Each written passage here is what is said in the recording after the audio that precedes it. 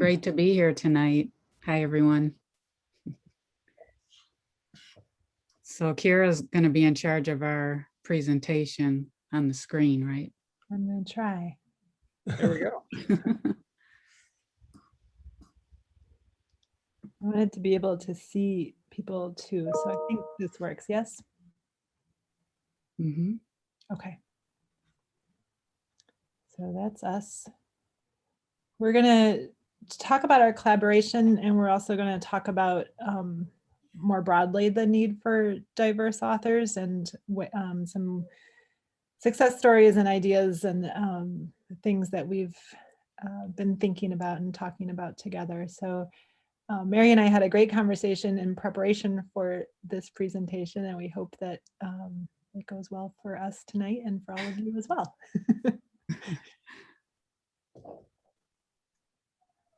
All right, we're going to start out. There's no one's taking score necessarily, but we thinking of children's books specifically. Can you name children's books with Black authors?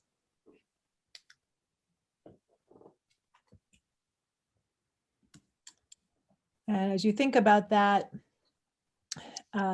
now I would ask you to think more broadly, and if you're familiar with some of the recent data, but the question is, what percentage of children's books published in 2020 were about Black people, according to the Cooperative Children's Book Center? So have a number in mind. I'm about to show you the answer. It's 12%.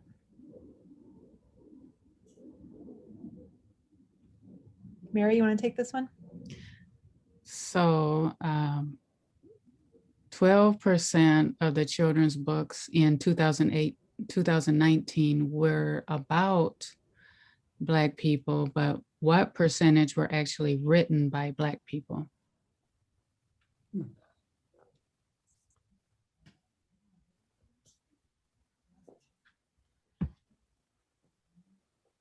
7.6%, and that's actually up quite a bit from 2018. Is that stat on there about 2015, where we were at then? So we're making some progress in the past few years. Mm-hmm. Yep. So this next one is a 2019 number from Lee and Low Baseline Diversity Survey. This gets to the larger world of publishing and looking at what percentage of publishing workers are Black. So nationally, not just picture books, but across the board, all kinds of publishing. It's 5%.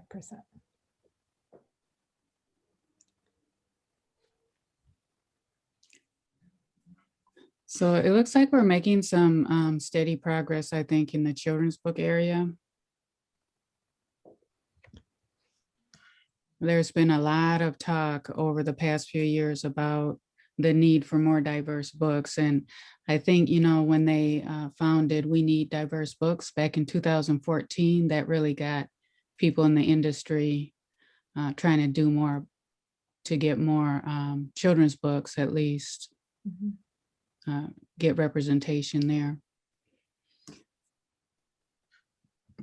So I just wanted to mention that before I even got into publishing, I never thought I'd become a publisher. I always dreamed of being a teacher, and that's what I did for 15 years before I finally retired to focus more on publishing. But even growing up as a little girl, I never realized how much I was missing by not seeing myself reflected in a book. And when I was about 25, I finally read a book that really reflected my life. And I couldn't believe it. I was like, wow, I can see myself in this book. And I just really had to hug that book to my heart, because it was like the first time in my life. That was back in the 80s. And things have gotten better since then. We still have a lot of work to do. But I say all that to say that, when you're a person who is not reflected in the books, you kind of can feel it. At least, I can speak for myself. I always felt like there was something missing, because I always loved to read. But there was like that certain something. But then once I got into publishing and I saw the statistics, I was like, no wonder I had this like feeling. But before that, what really compelled me to get into publishing was all the years of having to search for books to represent the students who look like me. It just got to be too much. I couldn't believe that year after year I would have to do so much work to get culturally relevant books for my children or for my students. So I finally decided I was going to do something about it. And that's when I jumped in and my whole life changed. Yeah, thank you for sharing that, Mary. I think that for me, my background's actually in early childhood education, and that's my time at Red Leaf. Was there, if you're familiar with Red Leaf, they publish books for early childhood educators for the most part. And then Kaplan Early Learning, as you heard, I worked on a pre-K curriculum. So my background, I came to publishing through content and the commitment that I have also through education of social justice. And my family is biracial, and these issues are incredibly important to me. One of the stories that I wanted to tell tonight was the power of invitation. And when I was at Red Leaf, it was actually, I'm going to tell the whole story. It was before I started at Red Leaf, and I was at a national conference. There was an African-American man who was the keynote speaker, and he got a standing ovation. It was a powerful speech. And then about 5 months later, I joined Red Leaf Press, and I went to the next national conference, and I happened to see him, and I was awestruck. I was like, oh, that's him. And I walked up to him and I introduced myself and I invited him to write a book. I was pretty brave and young and naive, and and also like just was so excited by his message. And he dismissed me very quickly. He was like, nope, not interested, and I said, no, please. And it took a few years of getting to know him and him getting to know me. And fast forward, so he wrote a book, and then for Red Leaf, and meanwhile, I'd recruited some other African-American authors. And fast forward a few years, and we were at another national conference, and the national organization hosted a leadership panel where the authors were all African-American, and the panelists were all African-American. They were all authors from Red Leaf. And the executive director of the national organization asked, not on the panel, not live in front of everybody, but like in preparation for the panel, asked the authors why they didn't publish with the national organization. And the answer was like so simple and so profound. When I was told this story, the answer was, Kyra invited me to write for you for Red Leaf, and no one else did. And it wasn't easy. It didn't happen overnight, but I share that story because when we think about publishing, we're gatekeepers. We decide what to publish, and by extending an invitation and building a relationship, there was trust, there was a shared commitment, and it happened. And so I think, as you think about the books that you publish and the people that you work with, I would encourage you to keep that story in mind, because it had a big impact on me too, in terms of having the connections, if you will, and the kind of street cred that comes with having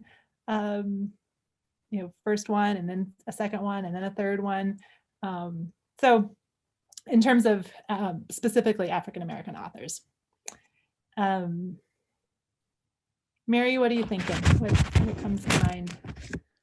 I was just thinking that, you mentioned street cred and it's been a challenge as a Black publisher in the industry to get to be seen as credible. So, and that's kind of like the flip side of street cred.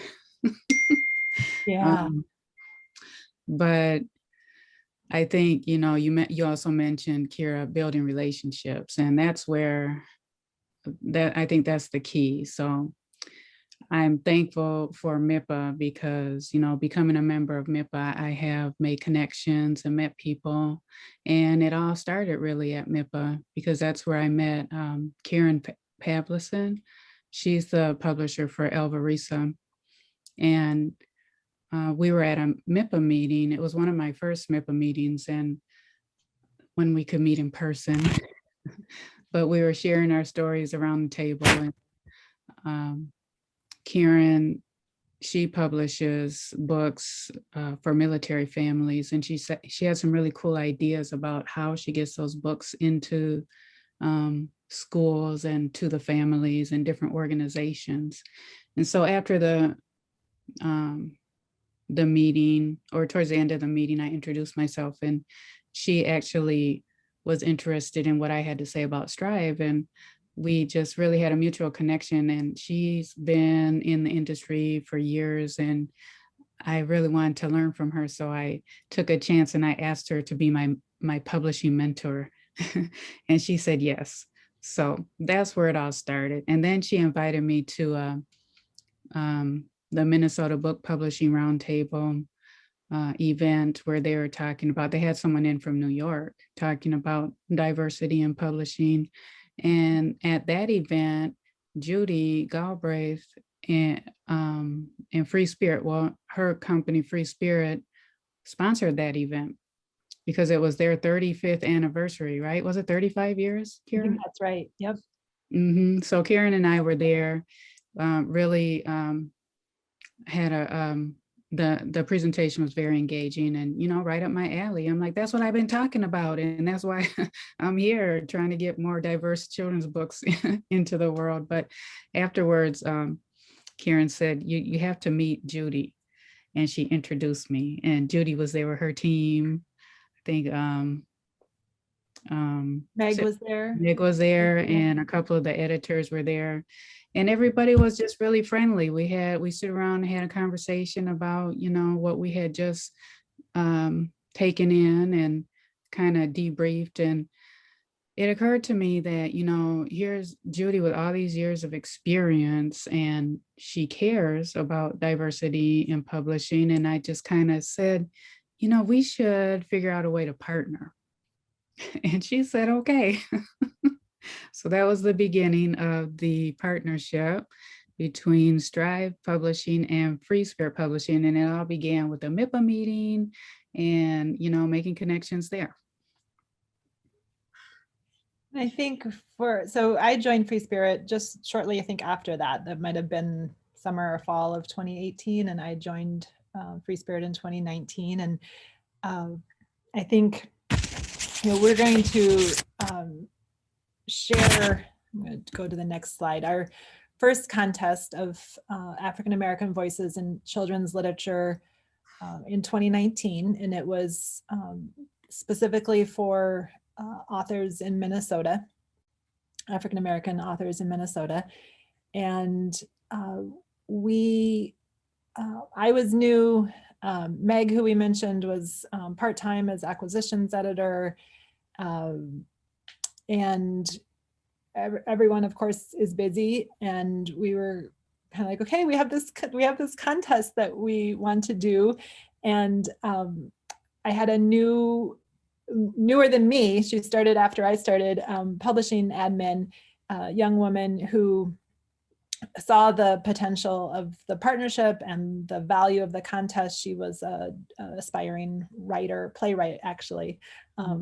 And she took this and ran. I mean, I think without Marion's sweat equity and commitment, I'm not sure that this first contest would have been as successful as it was, and that we would be here, 2020 and now 2021, our third contest. So I have to give props to Marion, and want to kind of talk through what we did. I mean, we put together, behind the scenes, we put together kind of a formal MOU in terms of Strive and Free Spirit, and who was going to do what and what that would look like.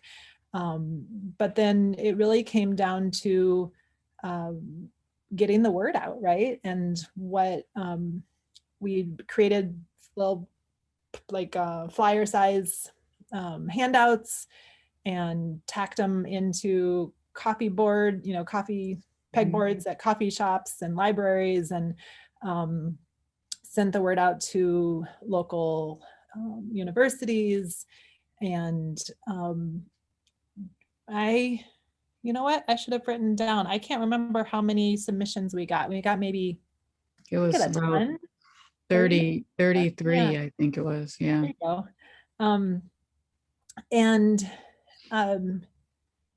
And then we had our judging criteria. We judged all of them blind, if you will, without names, and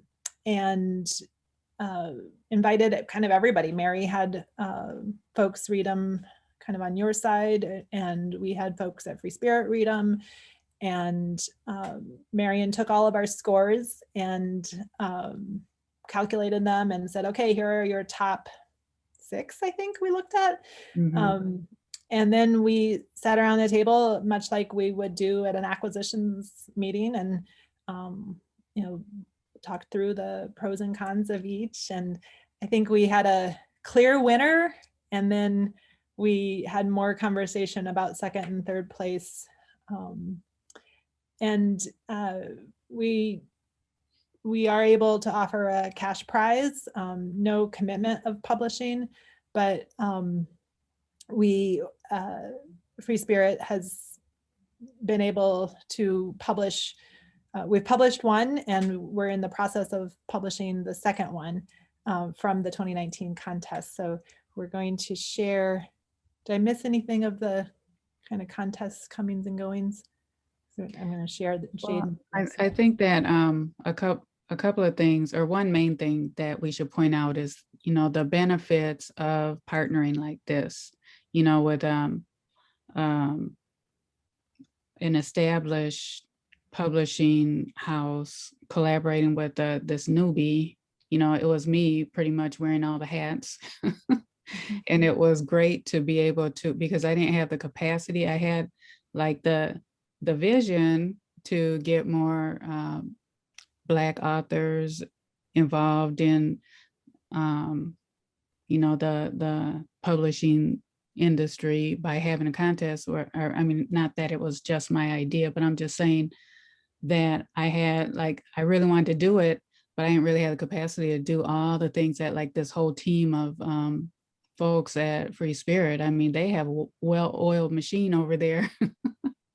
And they just could even create the flyer and get that, posters and stuff and everything, So in terms of the partnership, I think that it's great because I can help bring in Black authors to Free Spirit, and they have the capacity and the resources to get even just one, if they can just even get one more Black author published. To me, that's a victory.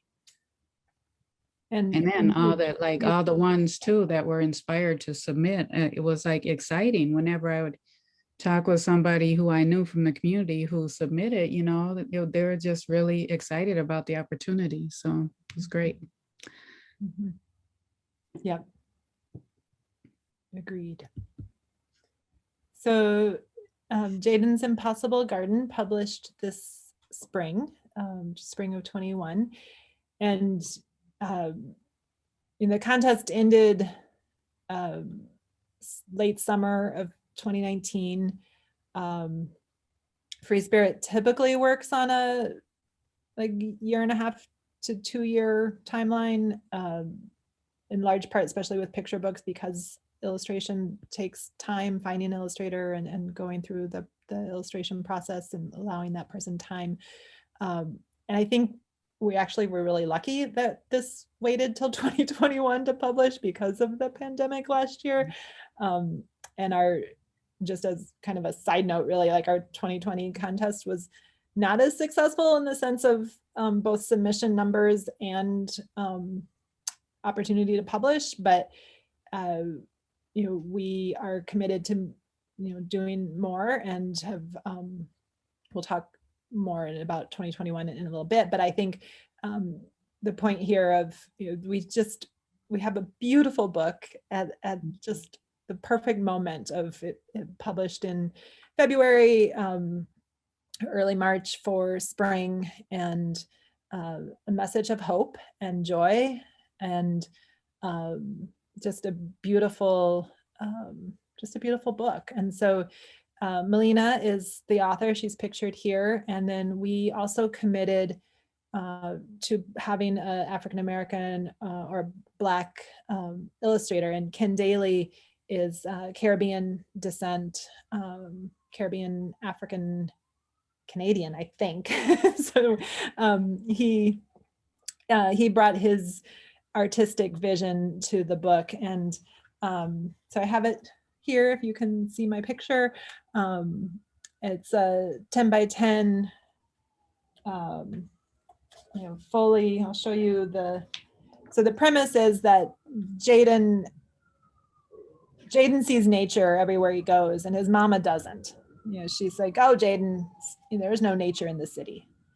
But Jaden makes friends with Mr. Curtis, and Mr. Curtis sees nature, and the two of them become friends, and they plant seeds, and the garden starts to grow, and the community starts to come. You can see my picture. Maybe we can show it again later after I'm not screen sharing, so it's a little bigger for you. But it ends with just this beautiful scene of community and garden. So it was just a pleasure for all of us on my team to work on, and we did some, Free Spirit kind of took the lead, but in collaboration with Mary. I hope it felt that way for you. Yes. It's a great experience, and I feel like I'm learning a lot in the process, and it's just I feel like it's good for the community. I feel like, oh, here, okay. Sorry, didn't mean to go back and forth.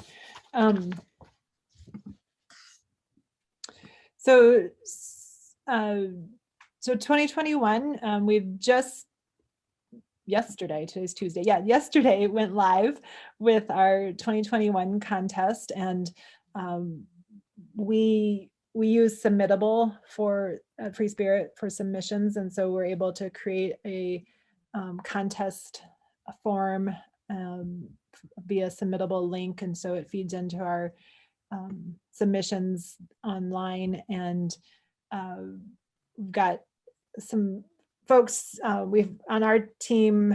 Marion has since left Free Spirit to go become a playwright, I hope, but one of our editors and one of our marketing team are kind of co-leading on getting the word out, and we're happy to be here tonight with you all to help us with that, as we have expanded it in a couple of ways. One is using, instead of specifically African American, we've switched it to Black voices, and the other kind of broadening of the contest is to extend it across the MIPA states, and rather than just Minnesota. So we are anticipating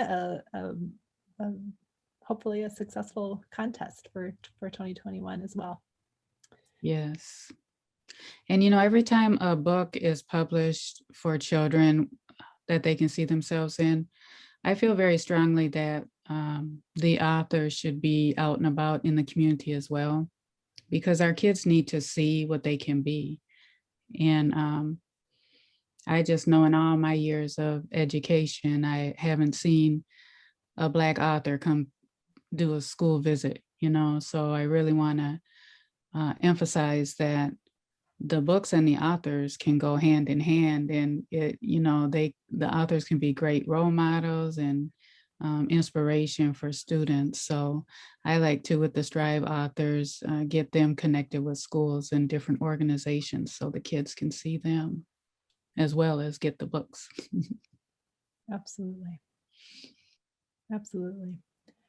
And we've, even through the pandemic, we've been able to do some good promoting. Red Balloon Bookstore, children's bookstore here in St. Paul, did an online reading launch, book launch, and coming up, I can't remember if it's June or early July, one of the local Minneapolis farmers markets is doing a book walk where they will print the pages of the book on fairly large panels that are like a yard sign. They're stuck in the ground, and then the idea that you can walk and read the book as you walk. So just some really, and Melina, the author, she's done so much to help promote the book, even in the midst of a pandemic. Yeah. And the second book from 2019 is Who Loves Malik, and it will be published this winter, early 2022. And we also have an African-American illustrator for that book as well. It's critical that those stories be told together, and the words and the art. And so that book is very much affirmations of who loves Malik, and that Malik learns that he loves himself too, and all the beautiful and wonderful things that are special about him. So we're excited. And I think part of checking ourselves of Meg, our acquisitions editor, and myself, we were, I'm going to stop sharing screen so we can all kind of be on Zoom together. Meg and I were penciling in 2023, and we are in conversation with Melina for a second book about Jaden, but we haven't contracted that yet, and we hope it will happen. But as we were penciling in things that are in the pipeline, I was like, Meg, we have one, maybe two authors of color, and out of Free Spirit publishes about 35 books a year, and that's not acceptable to only have one or two. And so she and I have work to do to make sure that we are inviting and really holding spaces in our publishing plan for Black authors and other authors from diverse perspectives and voices. So we share that as, not a moment of pride, but that there is work to do, and the only way that we can do it is when we're holding ourselves accountable to that work. And I think that kind of ends our formal presentation. We're happy to have questions if there are any, or open it up for conversation. Meredith, you might know the author I was talking about, but that's okay. I do. No, I think I love that story, Kyra. So Yeah. I'm co-signing. It was great, and we continue to benefit from those relationships you made while you were at Red Leaf, and hope to build on it. So yeah, that's all I want to say. Yeah.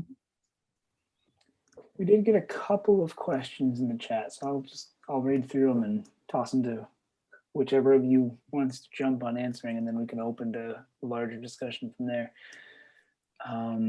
But first, looking at kind of specifics towards the business aspects of the partnership. How do you handle printing costs, royalties, distribution? Is there do you charge a fee for entry into the contest, that sort of thing? We absolutely did not charge a fee for entry to the contest. This is a, everybody who wants to, should, and is invited to come. And then in terms of our shared partnership, Free Spirit is able and to take on the incur the costs as well as to in turn, take the majority of the sales, right? And what we've worked out with Strive with Mary in terms of her ability to buy the book at significant discount and resell it on her own time and space. But Mary, if you want to say more about that, I think. Yeah. And I feel like it's a fair partnership because you, as Free Spirit, you put all the, took on the financial risks, and Free Spirit pays out the prize money, and it's a lot of money, $1,000 for first place and $500 for second place, $250 for third. I'm very happy and proud to be co-branded on the back of the book, the Strive. That's what I was just on the gonna back. say. Yep. And I was just out at one of my first, back out in public tabling at an event in the community, and my book sold out. So I got to order some more books. Nice. And you know what? So did we. We sold out. So Wow. we've had to scramble and find a domestic printer. We typically publish our picture books overseas, and with the extended shipping timelines, we moved quickly to find a domestic printer, and we will have books again, I think early mid-June. But yeah, we sold out of our first print run. Yeah, writing contests are great because you get, you can find the gems that way, huh? I think we found a gem. Yeah, we did. We did indeed. And selling through your print run is a great problem to have. Yeah. And you can still get the book, it's out there because Baker and Taylor bought some, and I don't know if Barnes and Noble bought any for sure, but Amazon, I think they still have inventory. And as we were talking earlier, Bookshop and Ingram, they have inventory, but we don't. So it's kind of like, okay. Yep. And the other question that we got in the chat was asking for more information specifically about Free Spirit. What are the goals? How many books have you published? How big's the staff? Sure. So Free Spirits, as mentioned earlier, we've been around almost 40 years. I think we're 38 this year, and we have about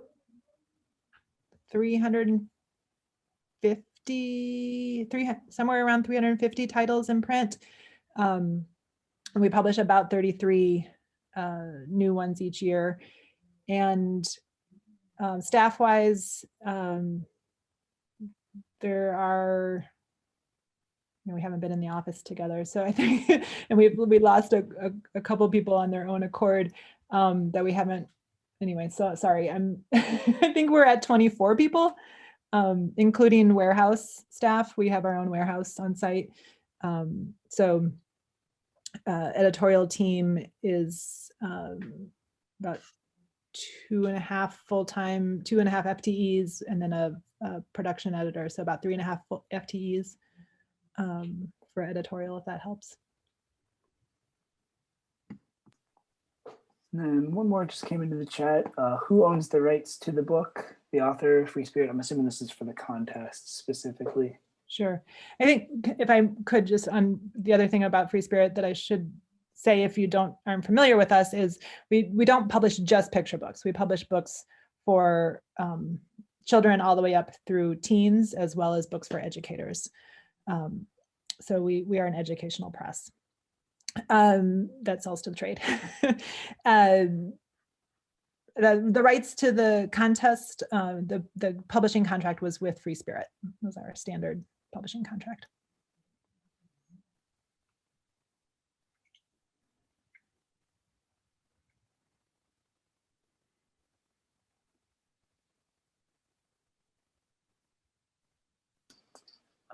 That's all we've gotten in the chat, but if anybody has other questions, you're free to either throw it in the chat or open your mic and ask. Kind of get a I'll little bit chime more in with relaxed. another question for Mary specifically is, this is kind of an unusual relationship. Well, it's kind of unusual for publishers to work together at all, I think, but outside of the confines of the wonderful MIPA world, I might add. But what do you, Mary, what else are you getting out of this? I mean, as a young publisher, I mean, I know literally, because I've worked with you on things, you're figuring out things as you go. You are building the car as you're driving it. What else have you gotten from Free Spirit in kind of this partnership relationship? And how's that helped? Assuming it's helped, I guess. Yeah, Since you're still talking together, I'm assuming it's helped. I like to think of it in terms of the authors. You know, since I don't have the capacity to publish more than a couple books a year, I think it's a great opportunity for another author to become published. And that's what I get out of it, like, is the joy of seeing another Black author published. And I think if I can add to that, not necessarily to specifically answer that question, but on the same thread, we hope, just as we were, kind of joking honestly, that it's a good problem to have that the book is out of inventory already and we're back to the printer. My hope is that we have contest entries where we have a pipeline of books to publish, and Mary hopefully will be able to take the lead on 1, 2, 4 of those, and Free Spirit will take the lead on 1, 2, 4, 6 of those. Like, I think we're open to that. I mean, there's no requirements of publishing a book that from the contest, and yet I think we would publish as much as we could.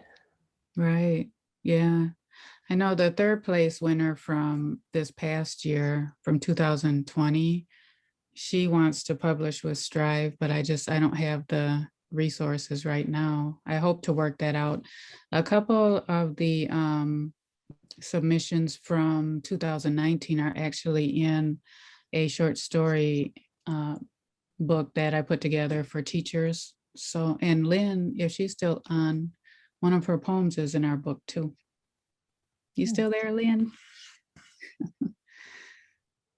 Yeah, so we're getting to know the local authors in the Twin Cities and beyond, and all throughout Minnesota, because we did have a wide range of submissions. They weren't just from the Twin Cities, but now that we're going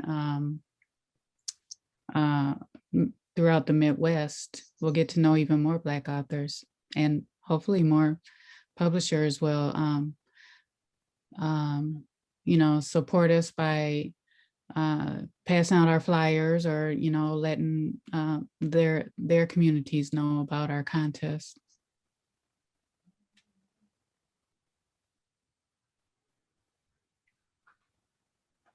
I have to say, though, to be honest, it does give me a little bit of credibility in the industry to be working with a well-established publisher, and I'm learning a lot too. So there are many benefits to partnering. Kyra, would you say it gives Free Spirit some credibility also? Absolutely. Absolutely. I mean, I think it goes back to trust and connections and integrity. I mean, there's, it's one thing for Meg and I to have a conversation of, we need more authors who aren't white. But you can't just put that banner up, right? I mean, you have to be smart and intentional, and this partnership is huge for that. It brings the credibility of Mary's intentions and mission, and has as a,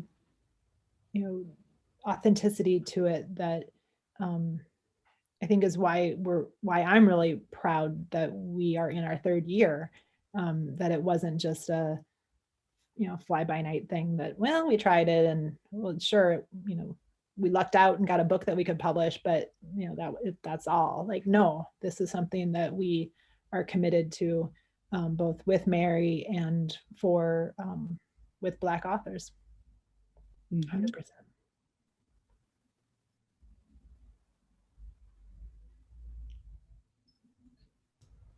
And I think, if I may, that I'm really glad you asked that question, because it's really important, right? And it goes back to like my challenge to all of you of, how is there a partner?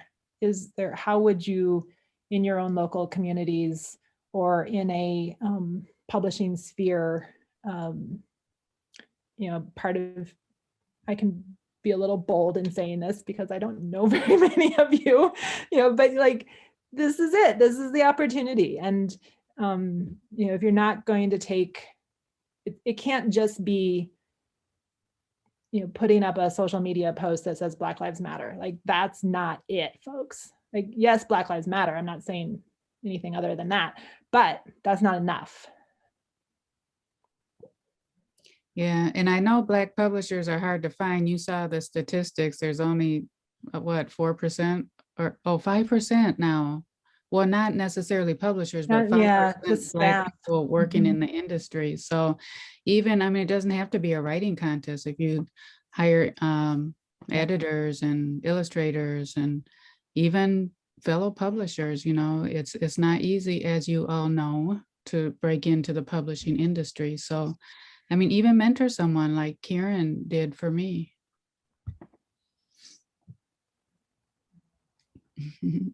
I saw something in the chat about an internship.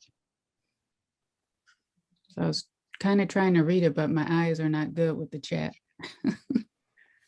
Yeah, someone in the chat is looking for a summer internship. A couple of answers have come up, but if other folks know about anything, then this could be a space to share with that as well.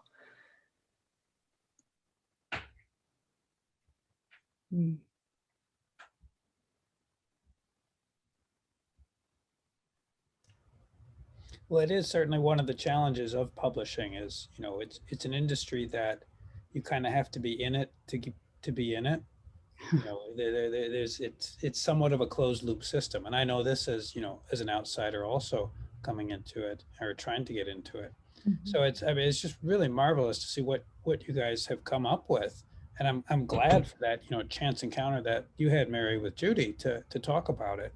Yeah, me too. But it is certainly a challenge, because I think this is something that I've heard from many publishers. People want to do something, to your point, Kyra, more significant than just saying Black Lives Matter. But it's hard. It is hard. So to see that this is working out and actually taking on a life of its own is just, it's okay. It's one data point, but it's a really good data point, and it's nice to see that. And one of my frustrations with the industry has been marketing, and I think that a lot of times underrepresented groups are not considered for publishing because, it's all about, what's going to sell. And obviously, based on what's going on with this prize-winning book, Jadens Impossible Garden, Black authors' books do sell. But I think, to what we were talking about before the meeting started, Suzanne was talking a bit about, talking with Ingram Wholesale and, all of the stuff that they needed to see, how big is your backlist? What are your annual sales? All of that kind of stuff. Frankly, Mary, they wouldn't even talk to you. And that's unfortunate, because I think you could really use that kind of help in getting the books out there widely. But that is kind of that catch-22 of publishing. Right. And that's, doing a joint book like you have with the award winner with Free Spirit, that helps a lot. At least gets the name out. Hopefully at some level you can, count that toward your list of, what's out there when it comes time to, work with a distributor and things like that. Mm. Yeah, it's so complicated. But also, I'm not trying to say that just because I'm Black that it's hard. I know that it's just hard in the industry overall, and I need to put in the years. Like Judy's been around for almost 40 years now. And so, I mean, it takes time to build up a publishing business. At first, I was really frustrated about that. And now I understand better.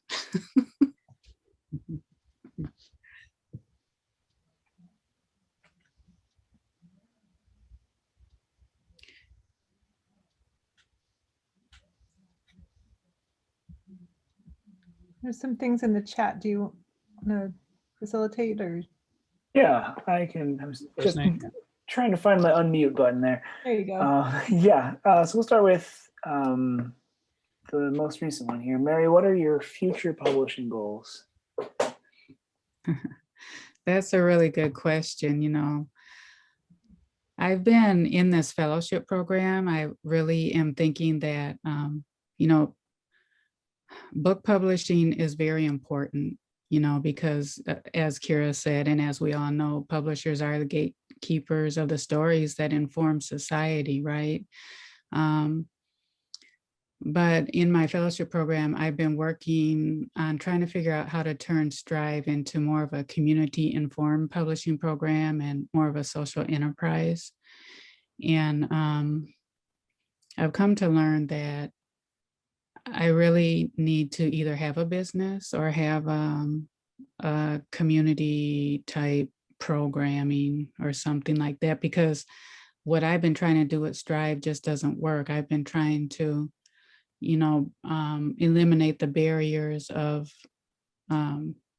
cost to the author. So I've been taking on risks when I just am not even really fully established. And so my future plans, to answer the question, are to lean more towards community programming. We've been working on getting grants to offer up writing workshops and classes in the community. And we want to focus more on partnerships. Like this partnership with Free Spirit is great. If we could establish more partnerships, that'd be even better. And be more of a resource to authors on helping them to get their feet wet. We can't publish everybody, that's a reality. So we want to be able to offer more services and programs as opposed to being an actual publisher.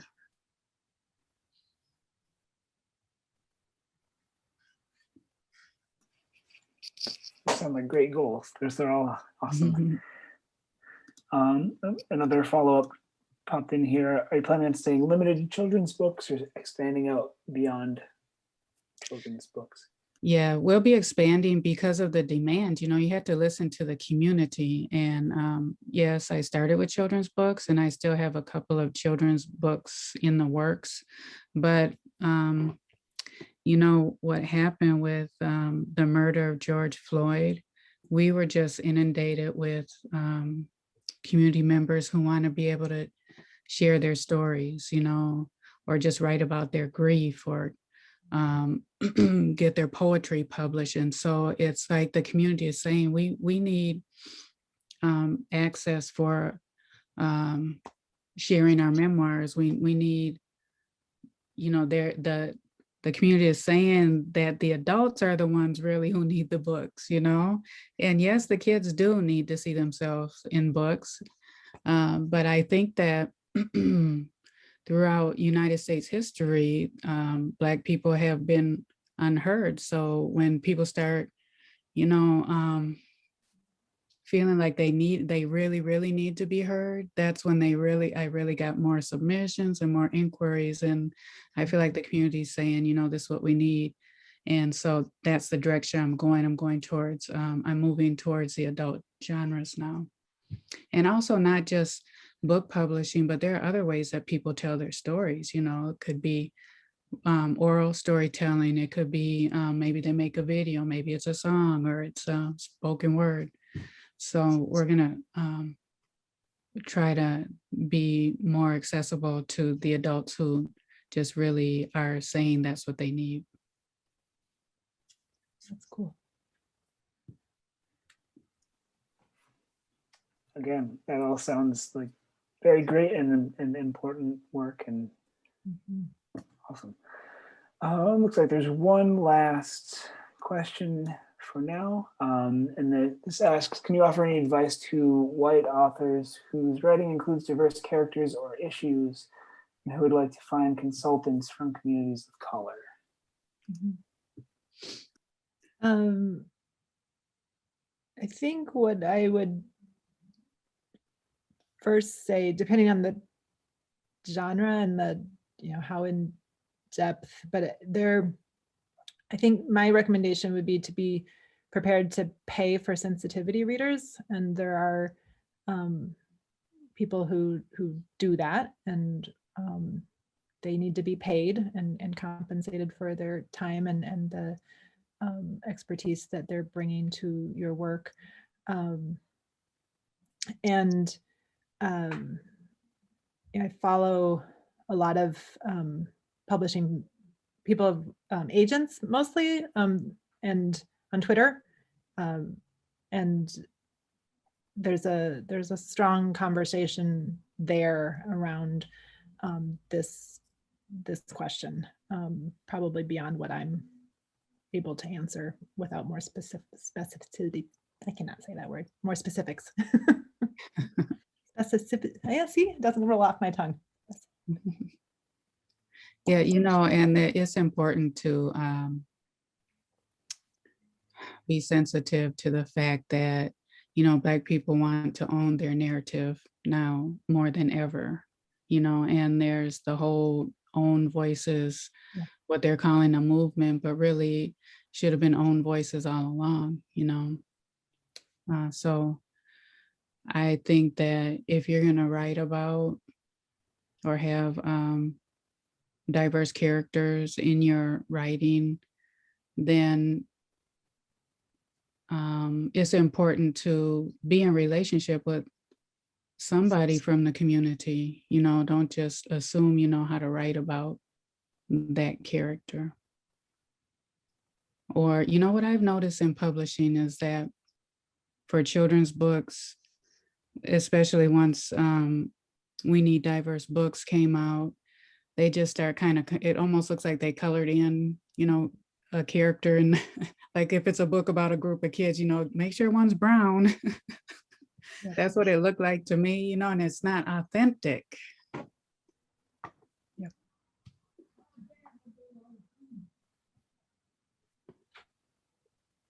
So even having a Black illustrator is important. Like Maylena, she really wanted to have a Black illustrator because there are certain nuances that only someone from that community would know, So, yeah. Yeah, thanks, Mary. You're welcome.